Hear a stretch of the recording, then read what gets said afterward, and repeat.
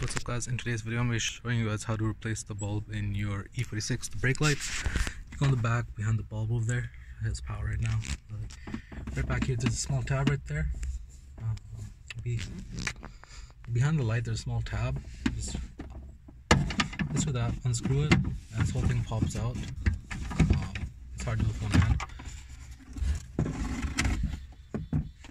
As you can see here, the whole thing pops out. Now you can grab the bulb that you need to replace and put it back in.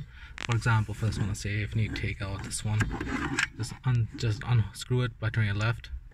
This is the amber light, and take it out. Once it's out, you have your new one. Put that one back in. If I can do this right with one hand, put it back in, turn it right to lock it into place. Then all I have to do is put this thing back inside.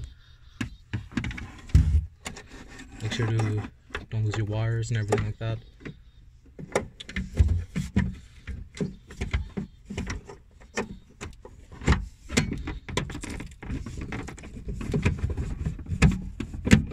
Go back inside and screw back in tight.